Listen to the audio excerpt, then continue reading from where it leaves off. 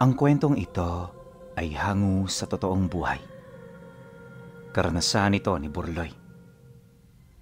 Taong 1966, Hulongan, Ifugao.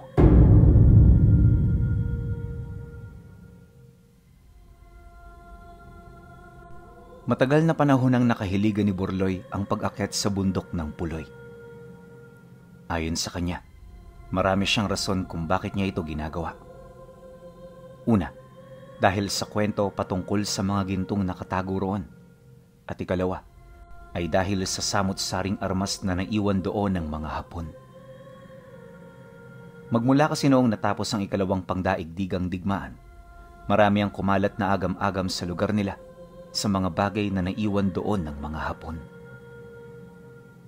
Kung hindi nyo kasi na itatanong pinuno, ang pangkat ni Yamashita na nagdala ng bilyong-bilyong ginto ay sinasabing huling nagtago sa bundok ng Puloy bago tuluyang magapi ng mga gerilya ang huling hanay ng kanilang puwersa at depensa. At nang maibigay na ng mga ito ang kustodiya ng general sa mga Amerikano, ang mga sinasabing ginto na nasamsam sa iba't ibang bansa ay hindi na natagpuan pa. Kaya naman nang lumaganap ang kwento patungkol sa kayamanan ni Yamashita, maraming tao ang halos iginugol ang buong buhay nila sa paghahanap nito. Ngunit lahat yon ay nabigo at hanggang ngayong pangkasalukuyan nanatili yung alamat para sa karamihan. Ilang buwan na lumipas pagpasok ng taong ito, nagpatuloy ang normal na trabaho ni Burloy. 2 beses na lang siya noong umaakyat ng bundok dahil yung tatay niya nagkasakit na. Hindi sila mabubuhay kung hindi siya magtatrabaho sa bukid, kaya kahit labag yun sa kanyang kalooban, wala siyang magagawa kundi ang sumunod, alang-alang sa kanyang ina at mga kapatid. Ayon sa kanya, wala naman yung problema. Gawa ng para sa kanya, tungkulin din niya ang tumulong sa kanyang pamilya. Kahit papaano may panahon pa rin naman siya sa mga hilig niya, kaya di siya gaanong nag-iisip ng kung ano. Ang kaso lang, sa ilang beses niyang pabalik-balik sa bundok, bigo pa rin siyang makakita ng mga senyales. Dahil dito, paunti-unti na siyang nawawala ng pag-asa. At ang pangunahing rason kung bakit siya nakakaramdam ng ganoong bagay ay dahil sa mga usap-usapang naririnig niya sa baryo ukol sa mga kasinungalingan ng kayamanan ni Yamashita. Hindi naglaon, dala na rin ang kahirapan sa buhay, nagdesisyon na siyang talikuran ang gawaing matagal na panahon nang nagbibigay sa kanya ng pag-asa. Napagtanto niya na nasasayang ang kanyang oras sa mga gawaing wala namang pakinabang. Kaya naman kahit labag sa kanyang loob, unti-unti niya itong nilimot. 2 buwan pagkatapos niya itong mapagdesisyonan, nakatuon na lamang ang kanyang wisyo sa paghahanap buhay. Sa paglipas kasi ng araw, mas lalong lumalala ang karamdaman ng kanyang ama, kaya wala siyang magagawa kundi akuin na ang responsibilidad na naiwan nito sa kanya. Gusto man niya yung ipagamot, wala siyang sapat na kita para makapagbayad sa mga manggagamot. Dahil dito, kung kaya't pinagtiyagaan niya ang tulong na naibibigay ng mga albularyo. Ngunit sa kabila ng lahat ng yon, nanatili pa ring malubha ang kalagayan ng kanyang ama hanggang sa wala na silang nagawa. 2 araw bago pumanaw ang kanyang ama, napansin niya na bigla na lamang itong sumigla. Akala nga nila magaling na ito, pero lingid sa kanilang kaalaman na ito na pala ang senyales sa nalalapit nitong pagpanaw. Ayon kay Burloy, na sa sobrang sigla noon ng tatay niya, nakasama pa ito sa pagtatrabaho sa bukid. Yun nga lang, hindi niya ito pinahintulutan na makiisa, gawa nga ng kagagaling pa lang nito. Kinahapunan nun, habang naghihintay sila ng kanyang suhol, nagkausap sila ukol sa nararamdaman ng tatay niya. Maging siya man kasi, aminado na wala siyang ideya sa mga nangyari rito. Basta ang alam niya, isang araw umuwi ito na meron na itong iniindang sakit. Nang marinig naman yon ng kanyang ama, tumawa lang naman ito habang nakatingin sa kanya. Ilang minuto pa ang lumipas bigla itong sumeryoso. Alam niya na meron itong mahalagang sasabihin, kaya agad siyang tumahimik. Konting panahon na lang ang ilalagay ko sa mundo, anak. Ramdam ko yon. Kaya bago ako mawala, gusto kong maging tapat sa'yo. Hindi ako basta umuwi lang nung hapong yon. Dala ko ang bunga ng aking kabiguan. Alam mo kasi, anak, hindi lang ikaw ang nagka-interes sa ginto ni Yamashita. Noong bata pa ako, yan din ang ginugulan ko ng buhay ko. Marami akong nakilalang tao. Marami rin akong napuntahang lugar. Pero wala akong nakitang senyales sa eksaktong kinaroroonan ng ginto. Desperado na ako nun. Kaya nagpasya ako na lumapit sa isang manghuhula na kinakasihan ng demonyo. Kapalit ng karunungang ibinigay niya ay ang pagkamatay ng aking katawan at ang pagkahati ng aking kaluluwa. Naibenta ko sa demonyo ang kaluluwa ko, anak, kapalit ng kakarampot na papel na ito. Wika nito sa kanya. Matapos nitong makapagsalita, kusa nitong iniabot ang papel na nakarolyo. May tali rin ito at sa estado nito parang matagal na itong itinatago ng tatay niya. Pagsilay naman niya rito, tahimik niya yung inabot. Hindi niya mawari kung ano ang gagawin niya sa mga oras na yon, pero malakas ang kanyang kutob na nagsasabi ng katotohanan ang kanyang ama. Kaya naman kahit labag sa kanyang loob na maniwala, binigyan niya yon ng pagkakataon. Pagbuklat niya ng lumang papel, nakita niya ang detalye ng isang kakaibang mapa. Makaluma ang nilalaman ng mapa, kaya sa unang tingin hindi niya mawari kung saan siya magsisimula. Ngunit nang mailahad na ng tatay niya kung papaano ito basahin, dito niya napagtanto na tunay ngang nasa bundok ng Puloy ang nasabing ginto. Dala ng pagkagulat, hindi siya kagad nakaimik. Nanatili siyang tahimik, di niya may pagkakaila ang matinding kagalakan na bumabalot sa katawan niya. Maya-maya pa, pagbaba ng tensyon na kanyang nararamdaman, mariin niyang inilahad dito na kukunin niya ang ginto para matulungan ito. Dahil sa kanyang sinabi, tumawa lang naman ang tatay niya. Hindi na ito nagsalita pa, na para bang buong puso din itong tinatanggap ang pangako niya. Ngunit pagkaraan ng 2 araw, habang abala siya sa pagtatrabaho para makalikom ng perang pambili sa kanyang mga pangangailangan, sinalubong siya ng hindi kapani-paniwalang balita. Sa kasagsagan ng kanyang pamamahinga, nakita niya ang kanyang kapatid na mabilis na tumatakbo papalapit. At nang magkaharap na sila, inilahad nito ang biglaang pagpanaw ng tatay niya. Nang marinig naman niya ang sinabi nito, para siyang sinukluban ng langit at lupa. Biglang naging blanko ang kanyang pag-iisip, sa puntong kahit anong tapik ng kapatid niya, hindi bumabalik ang ulirat niya. Kalaunan, nang medyo matanggap na niya ang kanyang mga nalaman, dito pa lamang bumalik ang kanyang wisyo.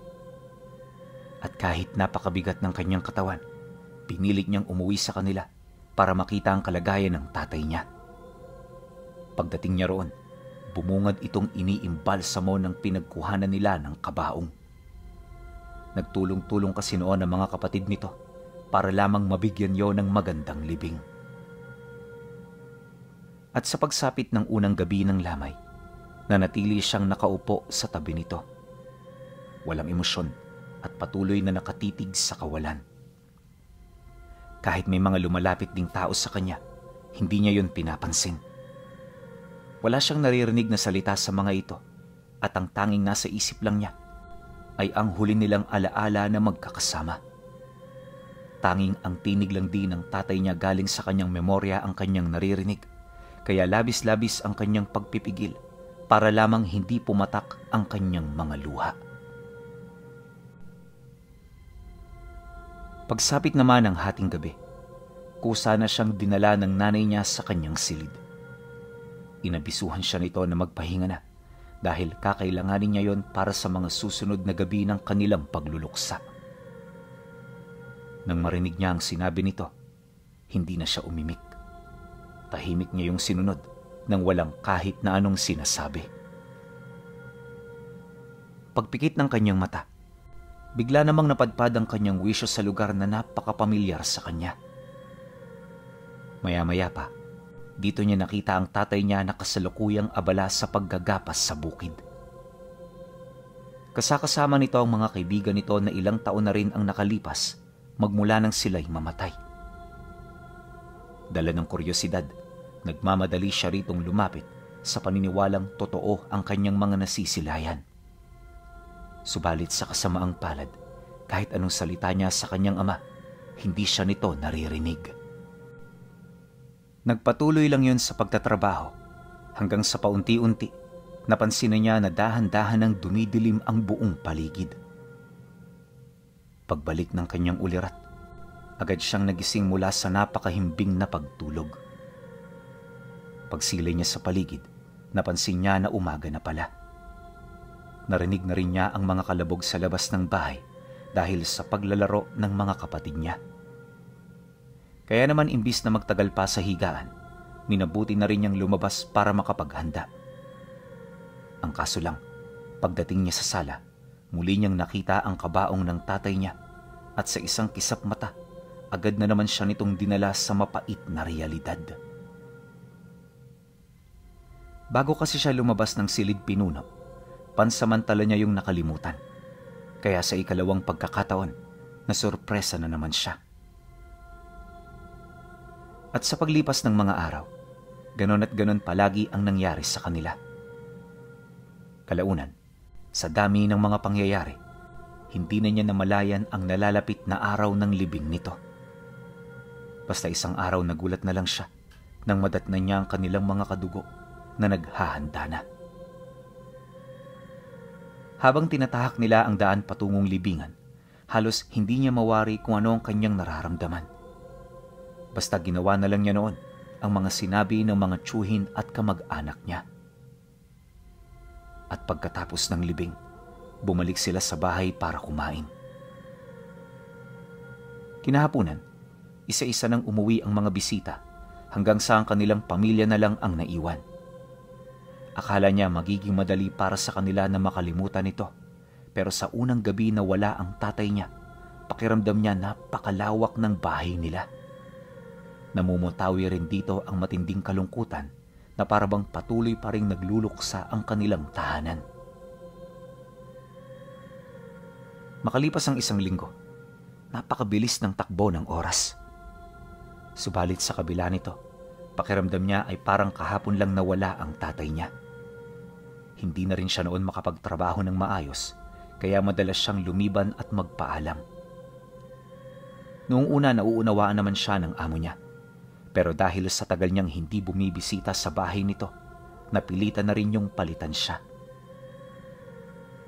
Nung malaman niyang tungkol dito, pakiramdam niya baliwala ang lahat ng sinakripisyo nila para sa negosyo nito. Gayunpaman, di na siya nagreklamo dahil alam niya na ganun talaga ang realidad ng buhay.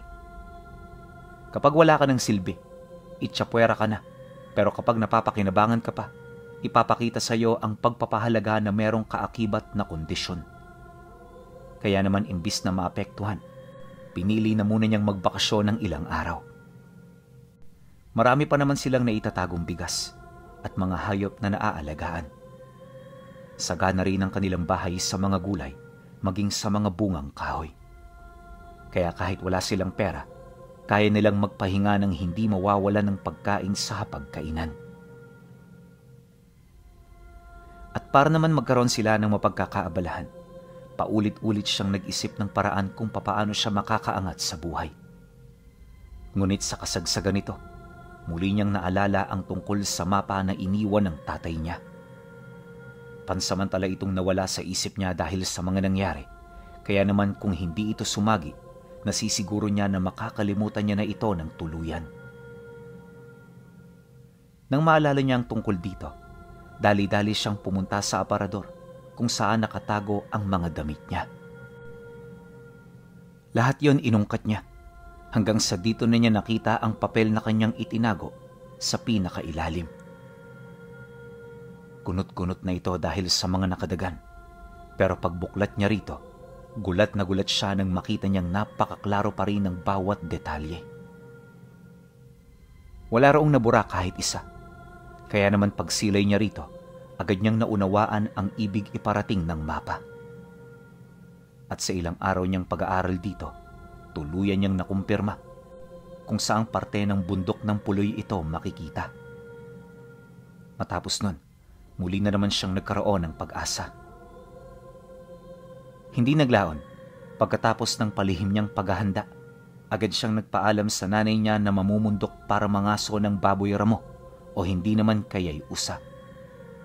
Paborito kasi nito ang ganoong hayop, kaya nang marinig ito ng kanyang ina, hindi na rin ito tumutol sa nais niyang mangyari. Basta ang sinabi nito, wag lang siyang magpagabi sa daan para maluto nila yon ng maaga. Di man sigurado, sumang-ayon siya. Pero sa isip-isip noon ni Burloy, kulang ang isang gabi para makabalik siya sa kanilang pamamahay. Kung hindi nyo kasi naitatanong, nasa likod ng bundok ng puloy ang lugar na pupuntahan niya. Wala pa siyang ideya ukol dito dahil hindi pa siya doon nakakapunta. Sa sobrang layo kasi nito, kailangan niya ng 2 araw para yon ay marating. E nung buhay pa ang tatay niya, hindi yun pwede. Gawa ng kapag gabi, hinahanap siya nito. At kapag nalaman nitong wala siya, susunduin siya nito sa mga lugar na nakahiligan niyang puntahan. Kaya para maiwasan ng anumang insidente, di siya nangahas na suwayin ang batas ng kanyang ama. Makalipas pa ang ilang oras, malayo na siya sa baryo nila. Medyo malapit na rin siya sa gitna ng bundok, kaya mayat-maya na noon ang kanyang naging pahinga. Bukod kasi sa pagod, hindi niya maipagkakaila ang pagdadalawang isip. Subalit kahit anong panghihina ang kanyang nararamdaman, patuloy pa rin siyang nagkakaroon ng lakas sa paniniwalang yon ang makapagbabago sa kanilang mga buhay. Pagsapit ng gabi, ligtas siyang nakahanap ng matutuluyan. Kinabukasan, nagpatuloy siya sa pag-usad hanggang sa marating na niya ang isang liblib na parte ng bundok sa likurang bahagi. Makahoy ang parteng yon, kaya buong araw siya ritong nagpagala-gala. Sa sobrang liblib nga ng lugar, halos inakala na niyang di siya dito makakalabas. Pagsapit naman ng gabi, naroon pa rin siya sa lugar na yon. Marami na siyang napuntahan pero di niya pa rin makita ang pinakadulo nito. Aminado rin siya na naliligaw na siya, kaya naman imbis na magsayang pa ng lakas sa kakalakad, minabuti niya na magpahinga. Habang pinagmamasdan niya ang paligid, wala siyang ibang nakita kundi ang purong kadiliman. Dala ng takot, nagsindi siya ng maliit na gasera para naman kahit papaano may liwanag sa kinaroroonan niya. Naghanap din siya ng lugar na pwede niyang palipasan ng gabi para naman masiguro niya ang kanyang kaligtasan. Maya-maya pa, nang makasilay siya ng isang maliit na kuweba, dali-dali siya ritong pumasok. Pero nung akmang ilalagay na niya ang kanyang gamit, may nakita siyang isang ulupong na merong 2 buntot. May mga kaliskis din ito na animoy sa isda, tapos yung mga mata nito namumula na parang dugo. Pagsilay naman niya rito, bigla siya nitong tinuklaw. Halos kumalat sa lupa ang kamandag nito. Mabuti na lang hindi siya nun natamaan. Pagbawi naman ng ulupong sa kanyang ulo, dito na siya mabilis na kumuha ng pamalo. Malalim na ang karanasan ni Burloy sa mga ligaw na hayop, kaya naman kahit mapanganib ang nilalang na yon, di siya natinag. At sa ilang minutong pakikipagbuno niya rito, nagawa na rin niya yung mapahina hanggang sa tuluyan niya ng madurog ang ulo nito. Nang mapatay na niya ang ulupong, agad niya itong itinapon sa labas. Pag-upo niya sa loob ng kuweba, halos hindi yun maalis sa isip niya. Sa dami na kasi ng ahas na nakita niya, yon ang unang beses na nakasilay siya ng kakaibang kobra. Hindi yun ordinaryo, kaya naman nagpasya siyang kunin ang labi nito. Subalit pagdating niya sa lugar kung saan niya ito itinapon, nakita niya yung gumagapang na papalayo. Unti-unti na ring bumalik sa dati ang ulo nito na parabang hindi man lang yon nabasag. Matapos niya itong masilayan, di niya na ito hinabol. Mahirap na, baka sa ikalawang paghaharap nila, madali siya nito ng tuluyan. Kaya imbis na magtagal pa sa labas, pinili niyang bumalik sa kanyang tinutuluyan. Ilang minuto pa ang lumipas. Nang makapaghapunan na siya, agad na siyang pumuesto para magpahinga. Nakapikit man ang kanyang mga mata, aminado siya na gising noon ng kamalayan niya. Inakala niya kasi na isang pangkaraniwang gabi lang ang lilipas, pero ang hindi niya alam, may mangyayaring hindi niya inaasahan. Pagtungtong ng 11:00 ng gabi, may naramdaman siya na parang humuhuni sa tabi niya. Yung tunog nito parang paninitsit na umaangil. Kapansin-pansin din ang kaluskos nito sa paligid, kaya bago pa ito lumapit, umupo na siya kasabay ng dali-dali niyang paghugot sa sundang na nakatayo sa tabi ng higaan niya. Ang kaso lang, nung masipat niya ang nilalang, pinanghinaan siya. Yung itsura at wangis kasi nito, halos hindi tugma sa itsura ng ordinaryong tao. Isipin ninyo, para na yung patay kung titingnan, dahil yung balat nito nakalaylay na. Lumuluwa na rin ang panga ng nilalang, tapos wala na itong ilong at tenga. May mahaba rin yung kuko, at meron itong paa na hindi nalalayo sa paa ng kambing.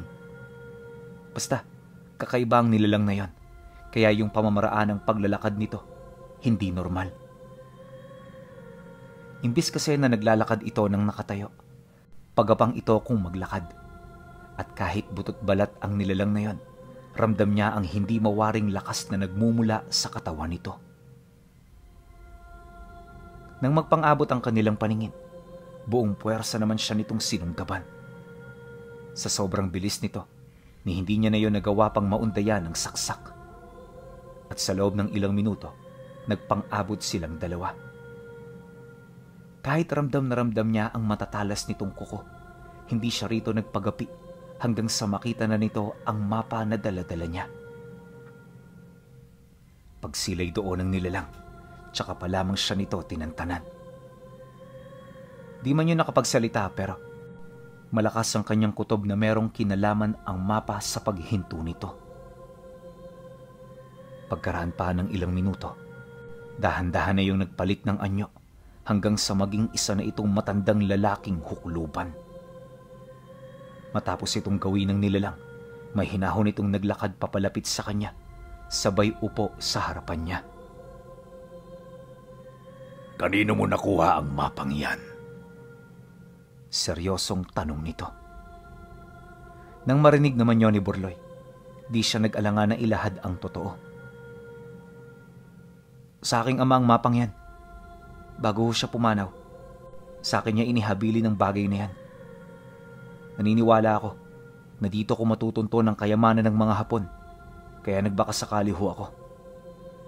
Pasensya na ho kayo sa kung ano man ang nagawa ko. Ako naman ho'y hamak na nagpapahinga lamang dito. Sagot naman niya. Dahil sa kanyang sinabi, humalakhak lang naman ang nilalang na parabang nakakatawa ang mga bagay na narinig nito. Maya-maya pa, dito nito inilahad sa kanya ang rason kung bakit siya nito tinigilan. Ayon sa matanda, ang mapa na hawak niya ay isang etiketa na nagbibigay sa kanya ng karapatan para pumasok sa lugar na yon. Dagdag pa nito na, kung hindi niya ito dala, marahil yun na ang lugar na magiging libingan niya. Pagtatapat nito, malaking pugad ng iba't ibang uri ng aswang ang kanyang napasok. Matagal na silang nakatira sa lugar na yon, kaya pagmamay-ari nila ang kabuuang bahagi ng gubat. Nabanggit din ito na noong panahon ng gera marami sila roong napaslang na mga dayuhan.